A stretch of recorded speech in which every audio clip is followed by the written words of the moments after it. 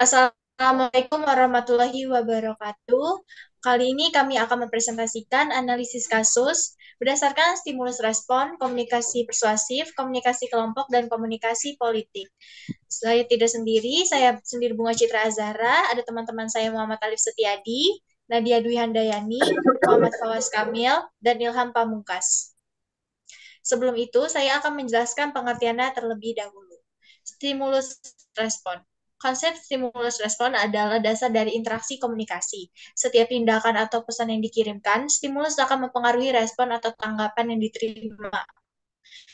Komunikasi kelompok. Komunikasi kelompok adalah proses pertukaran informasi, gagasan, dan emosi antar anggota kelompok.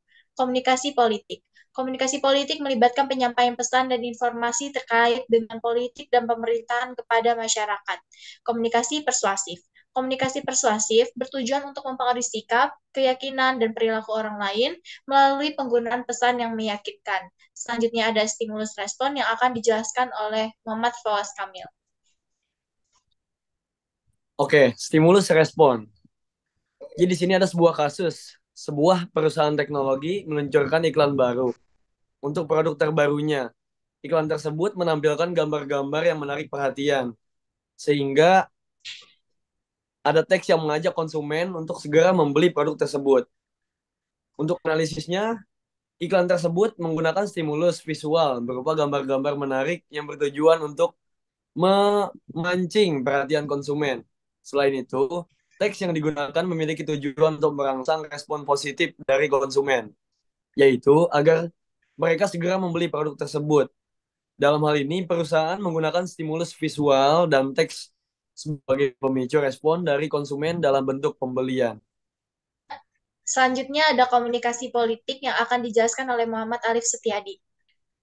Baik, komunikasi politik. Kasusnya yaitu seorang politisi memulai kampanye untuk mencalonkan diri sebagai presiden.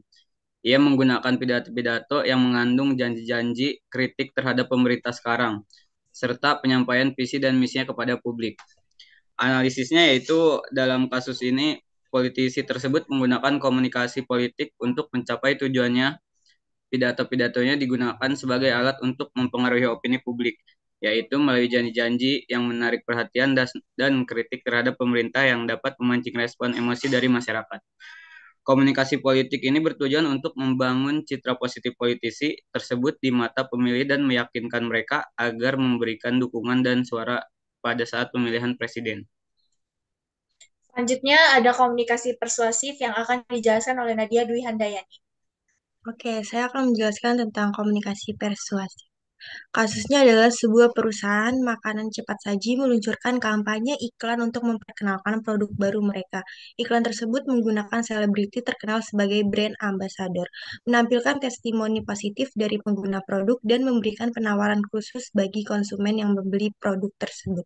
Analisisnya adalah dalam kasus ini, perusahaan makanan cepat saji menggunakan komunikasi persuasif untuk mempengaruhi konsumen. Mereka menggunakan selebriti terkenal sebagai sumber otoritas yang dapat meyakinkan konsumen bahwa produk baru mereka layak dicoba. Testimoni positif dari pengguna produk digunakan untuk membangun keyakinan dan kepercayaan konsumen. Selain itu, penawaran khusus memberikan insentif bagi konsumen untuk mencoba produk tersebut. Tujuan dari komunikasi persuasif ini adalah untuk membujuk konsumen agar membeli produk dan menciptakan kepuasan serta loyalitas konsumen terhadap merek tersebut. Terima kasih. Selanjutnya ada komunikasi kelompok yang akan dijelaskan oleh Ilham Pamungkas. Baik, komunikasi kelompok. Organisasi mahasiswa, sebuah organisasi mahasiswa ingin menyelenggarakan acara besar untuk menggalang dana bagi sebuah amal. Anggota organisasi tersebut perlu berkomunikasi secara efektif untuk merencanakan dan mengkoordinasikan tugas-tugas yang harus dilakukan, termasuk mempromosikan acara, mengumpulkan sponsor, dan mengatur logistik. Komunikasi yang buruk dapat menghambat keberhasilan acara tersebut.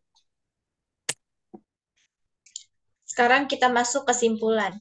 Secara keseluruhan, komunikasi merupakan proses yang kompleks dan melibatkan berbagai aspek. Stimulus respon, komunikasi kelompok, komunikasi politik, dan komunikasi persuasif adalah konsep penting dalam memahami bagaimana pesan dikirim, diterima, dan mempengaruhi individu dan kelompok dalam berbagai konteks. Sekian dari kelompok kami, kurang lebihnya mohon maaf. Wassalamualaikum warahmatullahi wabarakatuh.